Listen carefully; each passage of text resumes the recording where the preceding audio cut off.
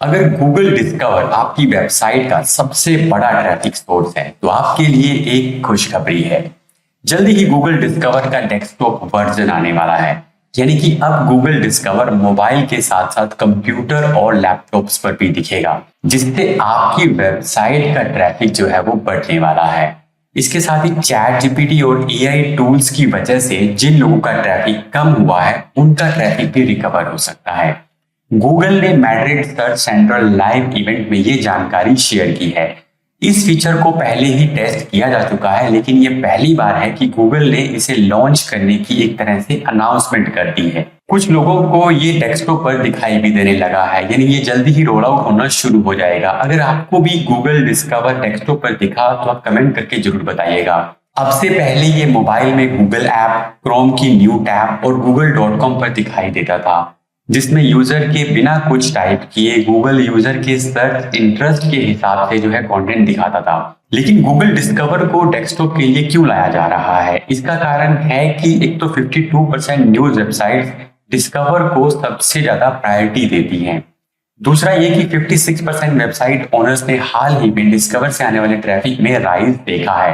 अब सबसे इंपॉर्टेंट सवाल, डेस्कटॉप डिस्कवर में वेबसाइट लाने के लिए क्या करना चाहिए? सबसे पहला, लार्ज साइज इमेजेस का यूज करें जिनका साइज मिनिमम 1200 पिक्सल वाइड हो। गुड क्वालिटी कंटेंट बनाएं जो यूजर के इंटरेस्ट से मैच करे।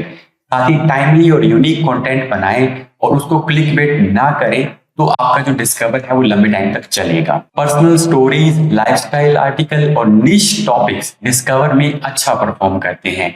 हालांकि न्यूज वेबसाइट का सबसे बड़ा सोर्स यही है, लेकिन न्यूज कंटेंट इसमें उतना अच्छे से परफॉर्म नहीं करता जितना कि दूसरा कंटेंट करता है। डिस्कवर के बाद अब बात करते हैं गूगल डिसाउट टूल की। गूगल डिसाउट टूल एक ऐसा टूल है जिसकी हेल्प से एसईओs खराब बैकलिंक्स को अपनी वेबसाइट से हटाते हैं। हटाना यहाँ पर सही वर्ड नहीं होगा, क्योंकि ये टूल गूगल को ये बताता है कि इन लिंक्स को गूगल काउंट ना करे।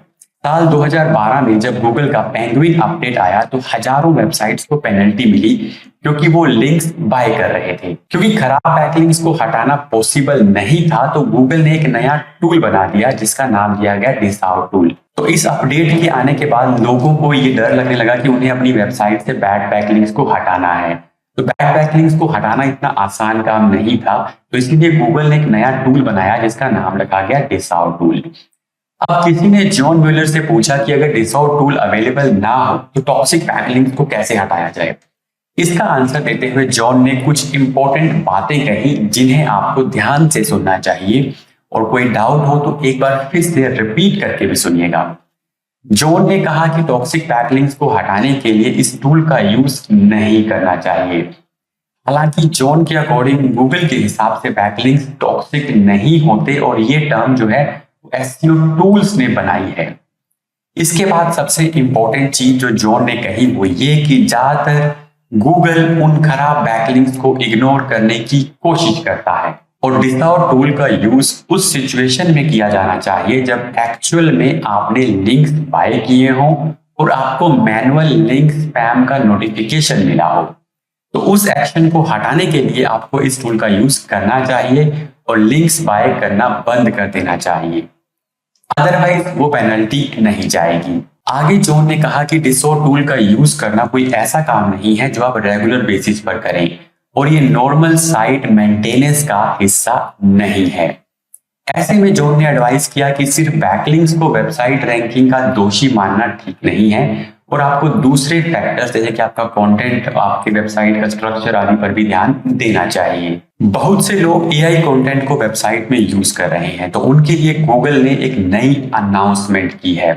गूगल ने क्वालिटी रेटर्स को कहा है कि उन पेजेस को लोएस्ट क्वालिटी रेट करें जिनका मेन कंटेंट एआई टूल्स की हेल्प से बनाया गया है। इससे पहले जनवरी में क्वालिटी रेटर्स के लिए गाइडेंस दी गई थी, जिसमें सबसे पहले था जनरेटिव एआई।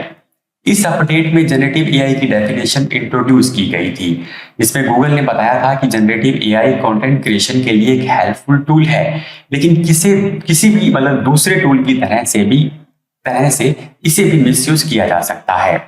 इसके बाद domain abuse, site reputation abuse और स्केल कंटेंट अब्यूज के साथ साथ एक इंपॉर्टेंट सेक्शन इस बार ऐड किया गया है। इसके हिसाब से एमसी यानी main content created with little to no effort, little to no originality and little to no added value for website visitors, तो इस तरह के कंटेंट को लोएस्ट क्वालिटी माना जाएगा। इसके बाद जॉन म्यूलर जो इसे एक्सप्लेन कर रहे थे, उन्होंने कहा the lowest rating apply if all or almost all of the MC on the page including text, images, audio, video is copied, paraphrased, embedded, auto or AI generated or reposted from other sources with little to no effort, little to no originality and little to no added value for visitor of the website.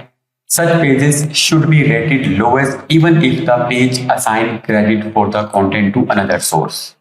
यानी कि अगर page का पूरा content, MC का मतलब यहाँ main content है, वो पूरा का पूरा एआई से बनाया गया है, तो उसको लोएस्ट क्वालिटी माना जाएगा, भले ही उसके अंदर क्रेडिट्स भी ऐड किए गए हों। अब यहाँ रेटर्स को कैसे पता चलेगा कि कंटेंट एआई है या नहीं, इस पर गूगल की तरफ से कोई गाइडलाइंस नहीं दी गई हैं, लेकिन पैराफ्रेज कंटेंट को लेकर कुछ गाइडलाइंस दी गई हैं। यहाँ गूगल ने रेटिंग को लो और लोवेस्ट दो कैटेगरी में डिवाइड किया है। लो रेटिंग उन पेजेस के लिए है जहां कुछ मेन कंटेंट रीयूज किया गया है और कुछ कोशिश की गई है कि कंटेंट को मॉडिफाई किया जाए, जबकि लोवेस्ट रेटिंग उस कंटेंट के लिए कही गई है जहां लगभग पूरा कंटेंट कॉपीड या पैराफ्रेज्ड है और कोई वैल्यू ऐड नहीं की गई। इसके अलावा भी बहुत से चेंजेस किए गए हैं जिन पर अलग से वीडियो में बात करनी पड़ेगी क्योंकि वीडियो काफी लंबा हो जाएगा। If you are running an online store then ये न्यूज आपके लिए बहुत इंपॉर्टेंट है। गूगल ने ऑनलाइन स्टोर के लिए सर्च कंसोल में थोड़ा बदलाव किया है।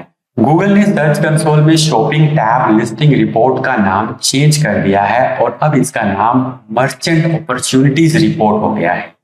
इस रिपोर्ट में अब आपको गूगल शॉपिंग में आपकी शॉप का जो बेटर बनाने के लिए रिकमेंडेशन दिखाएगा।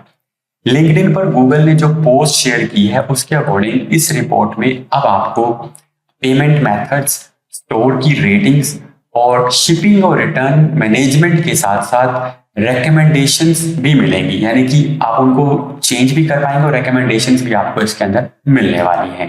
तो ये स्पेशली उन लोगों के लिए है जो एक ऑनलाइन स्टोर रन करते हैं, भले ही वो वूकॉमर्स, शॉपिफाई या किसी और प्लेटफॉर्म पर हो। तो ये थी इस वीक की एसईओ न्यूज। आई होप आपको एपिसोड अच्छा लगा होगा। कोई डाउट है तो कमेंट करके पूछ सकते हैं। मिलता हूँ आपसे नेक्स्ट वीडियो के अंदर।